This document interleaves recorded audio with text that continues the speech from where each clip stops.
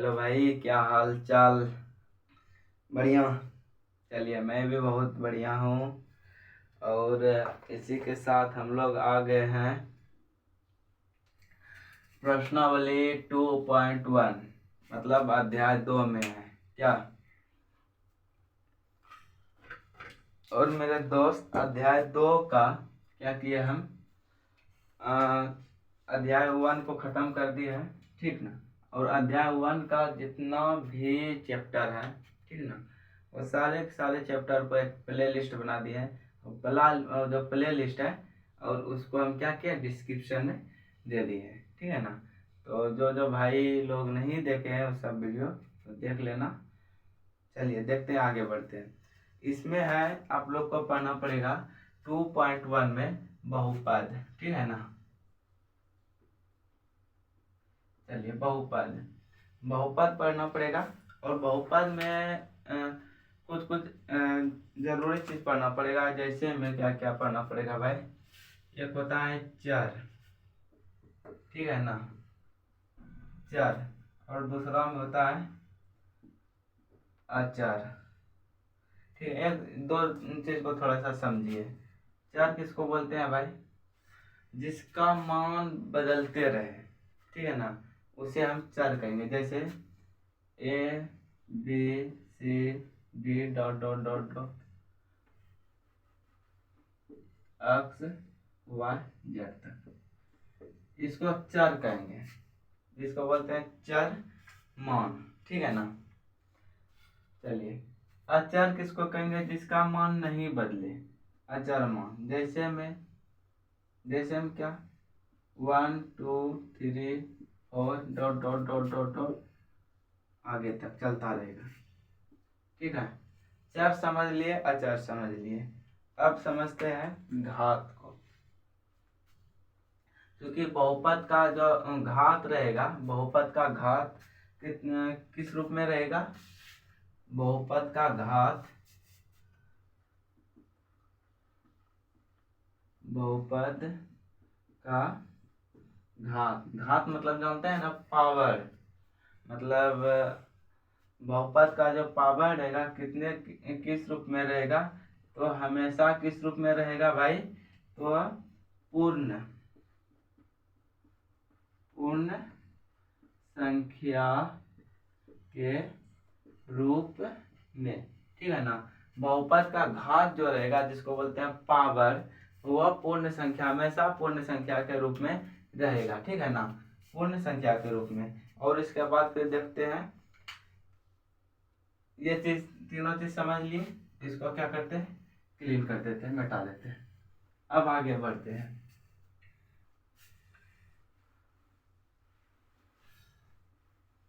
आगे अब हम लोग को क्या है, पढ़ना है पद। देखते हैं पद किसको बोलते हैं, ठीक है ना। पद, अभी जो हम लोग देखे, एक्स वाई जेड, ठीक है ना, ये सब क्या है, पद है, ठीक है ना। 3x 4x 5y, ठीक है ना, ये सब मतलब टूटा हुआ है, तो एक पद है। 5x एक पद है, 6y एक पद है, मतलब कुछ भी ले लिए पद है, ठीक है ना। समझ रहे, जैसे थोड़ा देर में समझ में आ जाएगा कुछ, ठीक ना। 3y मान लिए पद है, ठीक। 5 अंडर रूट एक्स मान लिए ये पद है, लेकिन कौन सा पद है, ये एक पदी है, एक पदी, मतलब इसमें एक वो पद है, ठीक है ना। एक एक एक इसके बाद कुछ जुड़ा है, नहीं जुड़ा है, तो ये क्या है, एक पदी है, मतलब एक पद है इसमें, ठीक ना। इतना समझ लीजिए। इसको बोलते हैं वन, मतलब एक पदी, ठीक। इसको इतना समझ लीजिए, इसको क्या बोलते हैं, एक पदी बोलते हैं, ठीक ना। अब उसी प्रकार देखते हैं द्विपदी को। अब अगर इसमें अगर गलती से जुड़ गया हो, क्या चीज, ठीक है ना, इसमें द्विपदी में क्या होगा, एक पदी हो गया, द्विपदी को देखते हैं।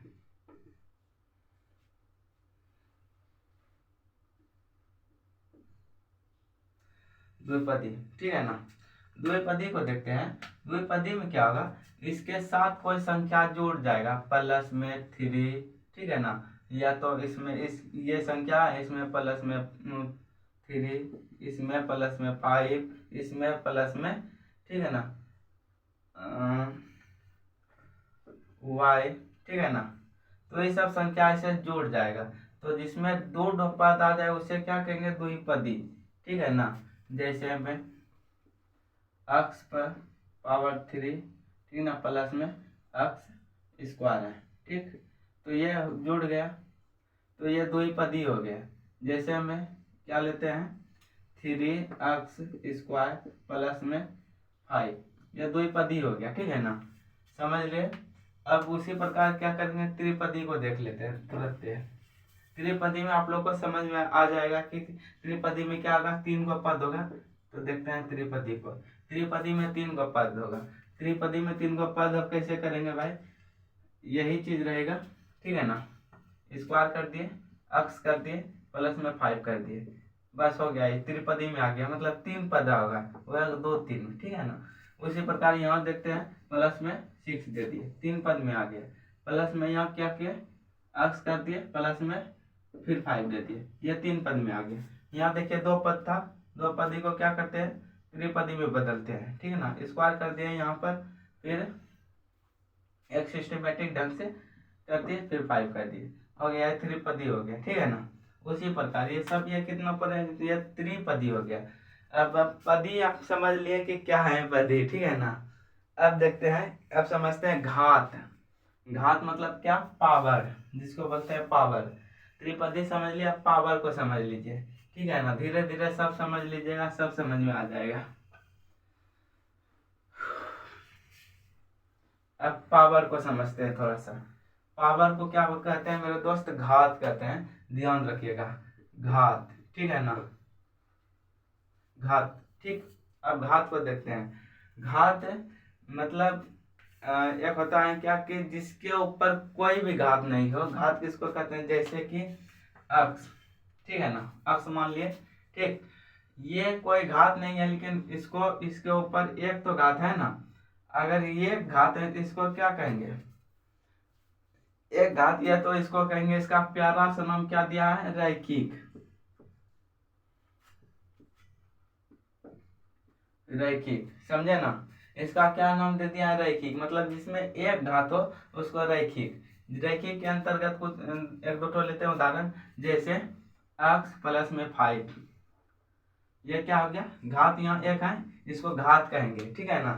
मतलब अब देखो, एक घात हो गया, जैसे कि y माइनस में 3, y माइनस में 3, या एक छुपा हुआ है, इसको कहेंगे एक घात, ये तो रैखिक, इसी को कहेंगे रैखिक। अगर कोई बोलेगा, बोलता है ना कि रैखिक समीकरण का कोई उदाहरण दो, तो रैखिक समीकरण मतलब कि उसके पावर कुछ नहीं, प्लस में 3 दे दो, बराबर में 0 दे दो, ये रैखिक समीकरण का उदाहरण। बराबर पड़ गया तो समीकरण हो गया, इतना तो समझिएगा आप लोग, ठीक है। अब देखते हैं, एक घात हो गया, मतलब इसको रैखिक कहेंगे। अब देखते हैं, अगर 2 घात हो गया तो क्या कहेंगे, अगर गलती से क्या हो जाएगा, इसके पावर ऊपर में 2 घात हो जाएगा, तो इसको क्या कहेंगे, द्विघाती कहेंगे। देखिए द्विघात, ये तो द्विघाती बोलिए, कोई कुछ भी बोल दीजिए, द्विघाती, ये तो द्विघात, ठीक है ना। द्विघात मतलब, घात मतलब है पावर, जिसको बोलते हैं पावर, ठीक है ना। अब जैसे द्विघात को, जैसे 3x स्क्वायर, ठीक है ना, प्लस में 5, ये तो यही, इसी को कहते हैं घात, इसी को कहते हैं घात, इसी को कहते हैं पावर, ठीक है ना, समझेंगे आप लोग। इसी को कहते हैं घात, इसी को कहते हैं पावर, और यही निर्धारित करता है कि ये द्विघाती है कि त्रिघाती है, या फिर रैखिक समीकरण है, और यह तो फिर रैखिक है, ठीक है ना। सब जितना अधिकतम घात रहेगा, पावर रहेगा, ठीक है ना, वही समीकरण, मतलब वही घात वाला कहलाने लगेगा। जैसे कि देखते हैं, द्विघाती हो गया, अच्छा बताइए, 3x स्क्वायर प्लस में, ठीक है ना, 5x3, ठीक, प्लस में दे दिए 5। अगर इसको क्या कहेंगे बताइए तो, यहाँ 2 है, यहाँ 2 है, कंफ्यूज में नहीं होइएगा, कंफ्यूज नहीं होइएगा। इसको पहले सजा लीजिए, सजा लीजिए मतलब 5x³ प्लस में 3x प्लस में 5, ये हो गया इसका मतलब। जितना पावर घात रहेगा, देखिए घात कितना है 3, मतलब अर्थात ये क्या हो गया भाई, ये त्रिघाती का है। क्या है? त्रिघाती का है, मतलब जितना अधिक घात रहेगा मतलब वो क्या क्या कहलाने लगेगा, उतना अधिक हो जाएगा। इसने कि इसमें शुरू में 2 था तो हम कंफ्यूज हो जाएंगे, मार देंगे द्विघाती, ठीक है ना। अगर बोलेगा कोई उदाहरण में बोलते हैं कि द्विघाती समीकरण का कोई उदाहरण दे, तो द्विघाती समीकरण का उदाहरण यही हो गया। इसका मानक रूप होता है द्विघात का मानक रूप क्या होता है, कभी कभी बोलता है कि द्विघाती समीकरण का मानक रूप दे। द्विघाती समीकरण का मानक रूप देखो, द्विघाती समीकरण का मानक रूप क्या कहेंगे भाई, तो मान लेते हैं a, ठीक है ना, x², ठीक है। द्विघाती बोल रहे हैं तो a x² प्लस में क्या चीज a प्लस में b x मान लेते हैं प्लस में c, हो गया। ये द्विघाती बोल देगा। त्रिघाती का उदाहरण दीजिए तो क्या होगा, यहाँ 3 हो गया, यहाँ पावर में 2 हो गया, प्लस में यहाँ और c दे दीजिए, फिर x दे दीजिए, फिर यहाँ प्लस में z दे दीजिए। ये त्रिघाती का हो गया, ठीक है ना। पावर को थोड़ा सा समझिएगा।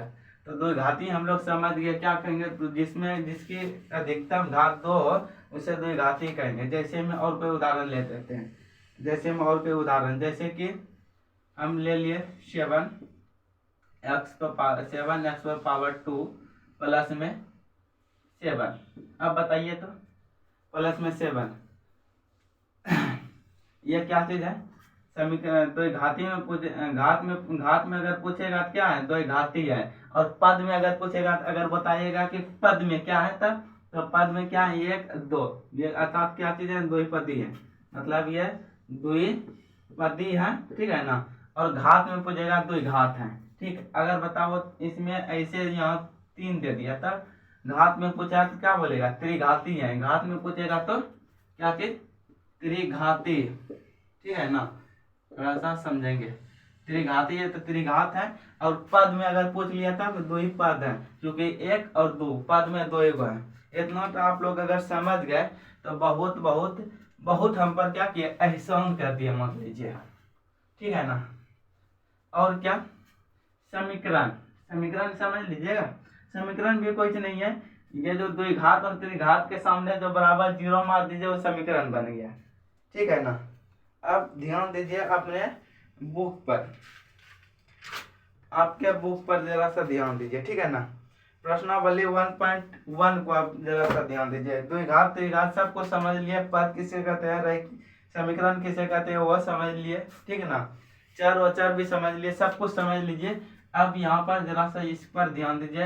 एक्सरसाइज 2.1 आपकी किताब का जो है एकदम हलवा है, क्या कहते हैं, हलवा। यह ना क्वेश्चन अगर हल्का देखते हैं तो हलवा वाला देते हैं ना उदाहरण, तो ये हलवा है।